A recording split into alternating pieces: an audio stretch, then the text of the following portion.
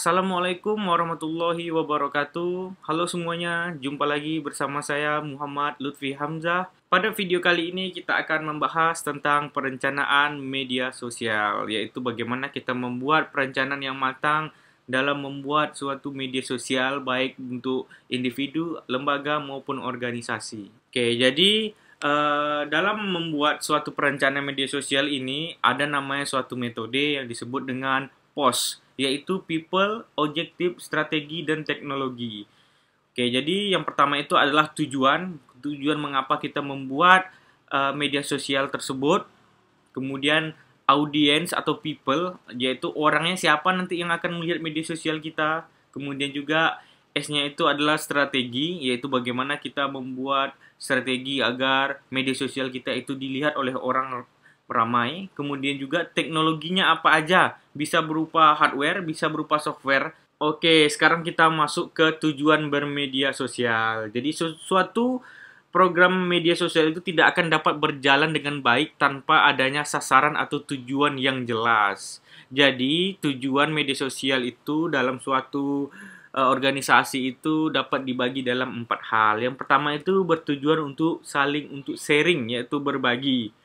Jadi informasi yang kita bagikan berupa berita, program terkini, pencapaian, atau informasi apa saja itu yang dianggap itu perlu kita sebarluaskan kepada masyarakat. Jadi dalam berbagi informasi ini hampir semua platform media sosial dapat dimanfaatkan. Tinggal kita mengetahui manfaatnya, misalnya YouTube, Twitter itu gunanya untuk apa, bagaimana caranya.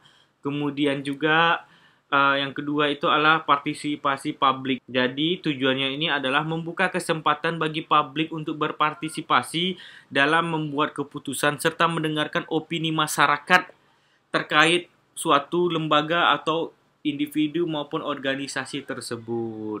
Makanya di sini kita lihat banyak kita menggunakan seperti kolom komentar, mention, reply, hingga analisis terhadap kata kunci yang berkaitan dengan lembaga yang bersangkutan. Yang selanjutnya lagi adalah kolaborasi. Jadi kolaborasi ini tujuannya adalah bagaimana kita bisa bekerja sama dengan orang-orang lain. Contohnya lembaga pemerintahan dengan tokoh masyarakat, hingga juga dengan influencer media sosial agar kita sama-sama berkolaborasi dalam mencapai tujuan yang kita inginkan. Oke, yang selanjutnya lagi adalah penanggulangan resiko atau risk management.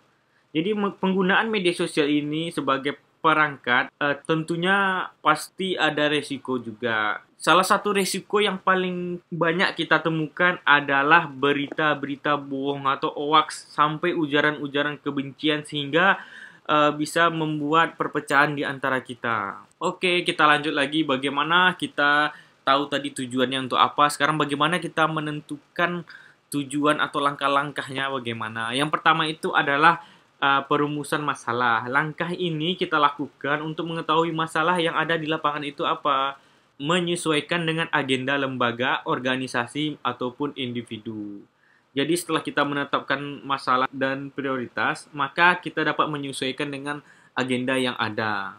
Kemudian lagi adalah menetapkan prioritas. Jadi tujuannya yang akan dirumuskan dan ditetapkan bisa diukur berdasarkan prioritas. Penetapan tujuan juga didasarkan pada urgensi atau tingkat kepentingan. Selanjutnya lagi adalah mengadakan FGD atau Focus Group Discussion. Jadi kita untuk menentukan tujuan ini kita harus mendapatkan rancangan objektif, maka kita dapat mengadakan diskusi untuk mendapatkan masukan-masukan dari orang-orang atau rekan kerja, expert, atau siapapun yang bisa memberi masukan terhadap tujuan dari pembuatan media sosial yang akan kita buat.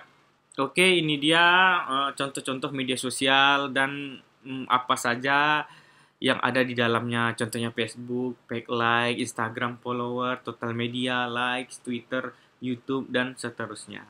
Jadi dalam suatu media sosial itu kita harus namanya mengukur indikator pencapaian dari media sosial kita tersebut. Itu disebut dengan KPI atau Key Performance Indicator, yaitu sebagai ukuran atau indikator yang akan memberikan informasi sejauh mana kita telah berhasil mewujudkan sasaran strategis yang telah kita tetapkan dari pembuatan media sosial kita tersebut. Yaitu di sini kita akan menggunakan metode namanya SMART. S-nya itu adalah spesifik, M-nya ada measurable, A-nya adalah achievable, R-nya adalah relevant, T-nya adalah time. Jadi S-nya itu adalah target harus bersifat spesifik, detail, dan terfokus. Contohnya kita memberikan target ya yang sangat spesifik, misalnya per bulan itu wajib diikuti oleh kita mempunyai 100 followers atau 100 subscriber. Kemudian measurable, yaitu target yang kita tetapkan itu harus kita ukur. Jadi setiap bulan itu harus meningkat sebanyak entah berapa persen gitu, mungkin 10%, 20%. Kemudian yang selanjutnya adalah achievable. Target yang telah kita tetapkan itu adalah hal yang sangat realistis, yang ya bukan kita mengada-ngada ya, dan dapat dicapai, ada nilai atau hasil peningkatannya. Jadi kita achievable ini maksudnya kita harus bersifat realistis dengan menetapkan target kita itu naiknya berapa persen gitu. Kemudian relevan. Maksudnya relevan di sini target yang dipilih merupakan aspek-aspek yang relevan dan berkaitan dengan tugas pokok. Kemudian time adalah waktu. Waktu untuk mencapai target itu kita harus tentukan juga. Mungkin dalam 1 tahun kita harus selesai, harus sesuai dengan target yang kita capai atau yang telah kita tentukan. Oke, kita lanjut lagi. Yang setelah objektif tadi atau tujuan tadi, sekarang kita masuk lagi ke audience atau people atau orangnya. Jadi audience itu adalah apa? Yaitu adalah masyarakat yang menjadi sasaran komunikasi dari konten yang akan kita buat untuk masing-masing media sosial. Jadi di sini bisa kita lihat bahwa berdasarkan survei Asosiasi Penyelenggara Jasa Internet Indonesia, kita lihat di sini umur yang menggunakan internet yang paling banyak itu adalah umur 19 sampai 34 tahun, sekitar 49%. Hampir setengah penduduk Indonesia itu yang umur 19 sampai 34 itu yang menggunakannya atau menggunakan internet. Jadi yang paling banyak itu adalah anak-anak milenial. Oleh sebab itu kita harus juga mengatur strategi bagaimana generasi milenial ini mau melihat atau mau menonton, mengikuti, menjadi subscriber, follower dari sosial media yang kita buat. Tentu kita harus membuat strategi agar mereka menarik perhatian mereka ke media sosial kita. Jadi ini dia karakteristik penggunaan internet pada anak generasi milenial. Yang pertama tuh karakteristik mereka itu menghabiskan lebih dari 3 jam setiap harinya untuk mengakses internet. Seperti pasti kalian itu memegang HP menggunakan media sosial itu pasti lebih dari 3 jam bahkan 24 jam. Kemudian lagi lebih memilih internet daripada televisi. Ya, karena kita lihat internet itu lebih update dan lebih gampang mencari apa yang kita inginkan daripada televisi yang telah ditentukan acaranya oleh pihak televisinya tersebut. Kemudian anak generasi milenial ini pasti memiliki namanya akun media sosial, baik itu Facebook, Instagram, bahkan YouTube dan lain-lainnya. Pasti punya, minimal 1 pasti punya. Oke, kemudian lagi anak generasi milenial ini lebih menyukai konten visual yang berupa gambar, video, dan lain-lainnya daripada hanya teks.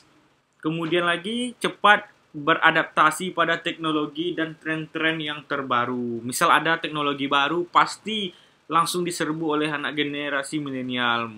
Seperti contohnya TikTok. Ketika TikTok baru muncul, anak generasi milenial langsung membuat akun dan menjadi konten kreatornya. Media sosial itu digunakan sebagai mesin pencarian. Contohnya misalnya ada tugas, bagaimana tentang pembuatan atau tutorial aplikasi A. Pasti hanya kita menggunakan media sosial seperti YouTube, kita langsung bisa mendapat mempelajarinya daripada kita hanya mencari menggunakan web browser. Jadi itu pentingnya media sosial. Kemudian lagi ini yang paling banyak ya, lebih percaya pada konten yang dibuat perorangan daripada informasi satu arah. Jadi makanya kita lebih percaya media sosial yang dibuat orang daripada yang dibuat oleh televisi. Kayak berita-berita di televisi mungkin anak generasi milenial itu tidak akan percaya, kecuali ada orang individu yang membuat konten secara langsung, dia lebih percaya informasi tersebut. Karakteristiknya adalah mereka ini kurang menyukai konten-konten dengan tulisan yang sangat panjang. Jadi makanya kalau membuat konten itu kalau bisa jangan terlalu panjang, yaitu buatnya paling panjang 10 menit. Kemudian juga ini yang paling banyak kita lihat, mereka saling berbagi di media sosial, yaitu saling share tentang ilmu yang mereka punya Contohnya mereka bisa ya sharing apa aja yang ada mereka hobi itu mereka share di YouTube, Facebook, status WA, dan lain-lainnya. Oke, dari karakteristik generasi milenial tadi, jadi kita mempunyai cara bagaimana mendapatkan pengikut atau followers terhadap media sosial kita. Yang pertama itu kita harus memperbanyak konten dengan tampilan visual yang menarik, yaitu dengan editing yang sangat bagus, kayak menggunakan animasi, gambar, dan lain-lainnya. Kemudian tulisan yang kita buat itu harus sangat singkat dan sederhana. Kemudian kita gunakan hashtag atau tagar agar media sosial kita itu mudah dicari oleh sistem pencarian. Contohnya itu disebut juga dengan SEO ya, Search Engine Optimization. Jadi dengan menggunakan hashtag, maka konten kita tuh akan cepat muncul apabila orang mencarinya. Kemudian kita memanfaatkan media sosial sebagai sarana penyebaran berita terkini secara rutin. Jadi harus secara rutin kita upload video atau membuat konten supaya kita dapat pengikut, yaitu pemimpin atau tokoh dalam suatu masyarakat atau lembaga sebaiknya aktif dalam media sosial karena mereka sudah mempunyai namanya fanbase. Makanya apabila artis-artis itu membuat media sosial itu pasti sudah mempunyai fanbase atau follower yang sangat banyak. Kemudian juga ada lagi bagaimana kita untuk mendapatkan followers atau subscriber itu dengan cara melakukan kolaborasi dengan influencer media sosial. Contohnya misalnya kita mempunyai teman yang seorang ini ya, selebgram, maka kita bisa melakukan kolaborasi untuk mendapatkan followers dari selebgram tersebut. Langkah-langkah menemukan audiens itu adalah demografi, lokasi, psikografi, dan target audience. Jadi demografi ini kita bisa dapatkan kalau ada bantuan itu sebenarnya. Contoh misal kita membuat YouTube ya, apa tentang demografinya, umurnya berapa, siapa saja yang banyak menggunakan, kemudian lokasinya di mana, itu kita bisa menggunakan Google Analytics. Di sana kita bisa mencari tentang analitik dari pengguna dari suatu media sosial. Untuk target audiens yang remaja, kita dapat memilih media sosial seperti Vine, Snapchat, YouTube, Instagram, Facebook, dan lain-lainnya. Kalau audiensnya kaumnya profesional, kayak orang pekerja ya, itu mereka LinkedIn. Jadi di sana mereka melakukan ya, media sosial tentang pekerjaan-pekerjaan, tentang CV dia itu menggunakan LinkedIn. Jadi kalau orang yang tinggalnya di kota-kota yang di luar dari kota besar, mereka pasti menggunakan Facebook. Jadi kita bisa menggunakan Facebook sebagai sarana yang efektif. Dan juga influencer dan blogger biasanya tertarik pada Instagram dan blog. Makanya banyak muncul selebgram ya. Kalau dulu blogger, kalau sekarang itu lebih ke arah Instagram. Oke, kita masuk lagi ke tahapan selanjutnya yaitu strategi. Jadi penyusunan strategi ini sangat penting dalam membuat suatu media sosial karena strategi umum ini perlu dibuat sebagai acuan utama dalam setiap konten atau program yang dibuat dalam bermedia sosial. Hal yang paling utama dipertimbangkan dalam penyusunan strategi itu adalah menentukan pesan utama dari media sosial yang kita buat. Ada yang pesannya sebagai entertain, ada pesannya sebagai edukasi, ada tentang ya tentang tutorial dan lain-lainnya. Jadi pesan utama itu yang wajib kita tentukan untuk menjalankan strategi yang bagus. Oke, ini dia gambar dari pesona dasar, motif utama, nilai acuan, dan gaya komunikasinya. Jadi misalnya dia itu seorang komedian. Motif utamanya itu adalah bersenang-senang dan menikmati dunia. Nilai acuannya adalah kegembiraan dan kebahagiaan.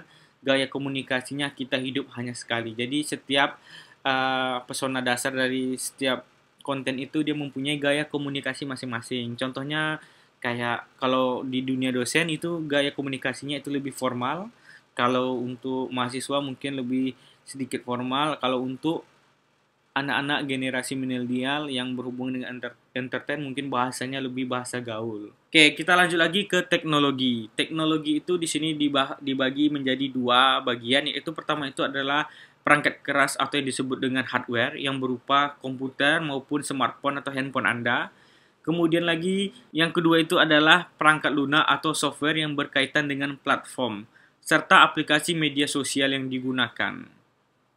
Jadi saat ini banyak platform yang tersedia di internet ya, contohnya Twitter, Facebook, Instagram, dan lain-lainnya. Jadi di dalam materi ini kita akan bahas 4 media sosial yang paling banyak digunakan oleh masyarakat Indonesia. Yang pertama itu adalah YouTube. Jadi YouTube ini merupakan media sosial yang banyak sharing tentang informasi yang menggunakan video. Jadi komponen-komponen dalam video YouTube itu yang pertama itu adalah thumbnail. Thumbnail itu adalah ini kita lihat di sini contoh thumbnailnya, yaitu tampilan utama di dalam suatu video atau disebut juga dengan cover. Makanya ada bahasa clickbait, bagaimana thumbnail itu kan yang pertama dilihat orang pasti thumbnail sama judul tuh. Biasanya thumbnail dulu.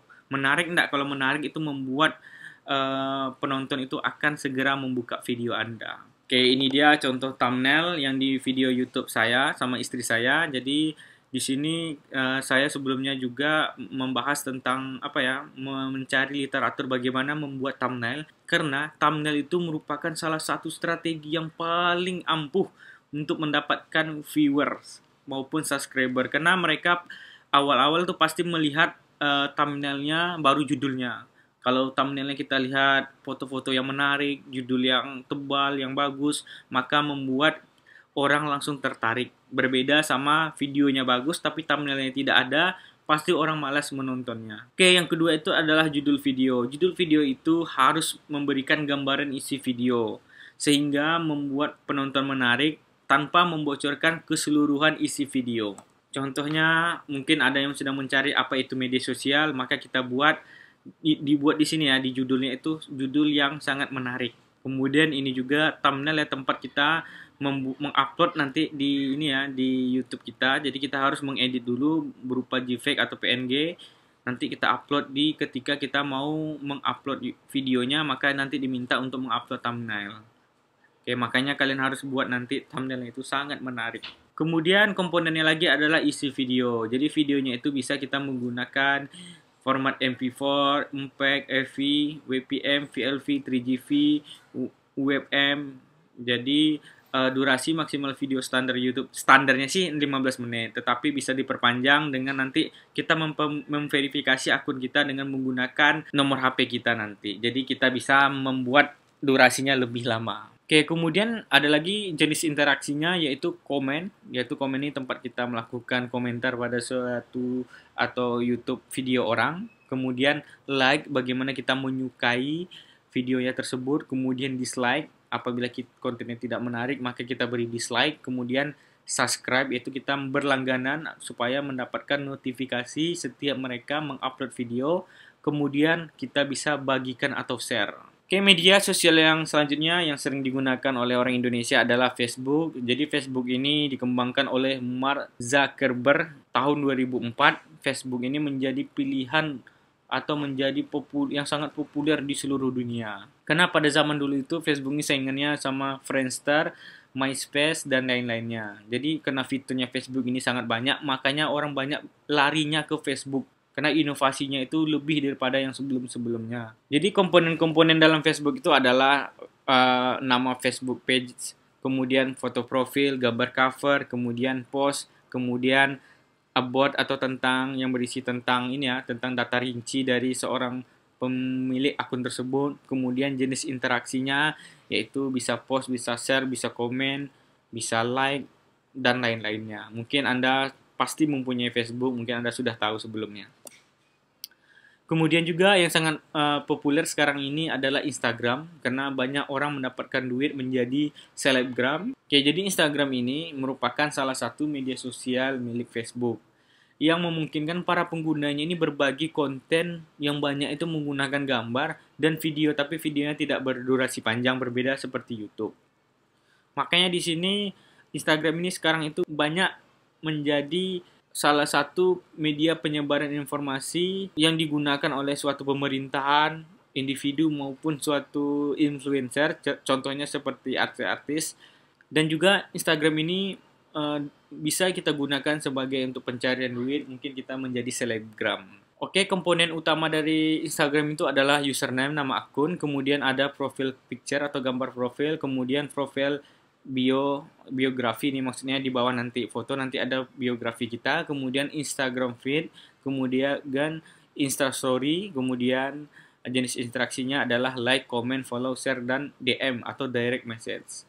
Yang selanjutnya lagi adalah Twitter. Jadi Twitter ini merupakan situs yang menyediakan layanan online microblogging. Jadi dia seperti blog tetapi hanya berisi karakter-karakter tulisan yang tidak sangat panjang, hanya 280 karakter. Jadi Twitter ini biasanya berisi kicauan-kicauan atau curhatan-curhatan dari seseorang yang tidak sangat panjang kita buat. Jadi komponen dalam akun Twitter ini yang pertama itu adalah username atau nama akun, kemudian bio profile, gambaran singkat tentang akun kita tersebut, kemudian gambar profil, kemudian gambar header, selanjutnya tweet atau kicauan, selanjutnya lagi jenis interaksinya, tweet, reply, retweet, retweet quote, like, message, and follow. Jadi ini dia media sosial yang banyak digunakan di Indonesia, Facebook, sebanyak 130 juta pengguna pada tahun 2018, yang mana diantaranya berumur 18-24 tahun itu penggunanya wanita sebanyak 45%. Kemudian juga Instagram, itu sebanyak 53 juta pengguna, yang banyak menggunakan itu adalah umur 18-29 tahun. Kemudian Twitter, itu penggunanya adalah sebanyak 20 juta pengguna. Yang selanjutnya lagi adalah YouTube. Itu penggunanya pada tahun 2018 itu sebanyak 50 juta pengguna per bulan. Kalau YouTube ini lebih dari semua umur. Tapi sekarang kayaknya anak-anak milenial sudah banyak lari ke YouTube dan menjadi konten kreator. Karena bedanya generasi milenial ini adalah mereka itu kreativitasnya lebih tinggi daripada yang sebelum-sebelumnya. Makanya mereka banyak menjadi seorang konten kreator.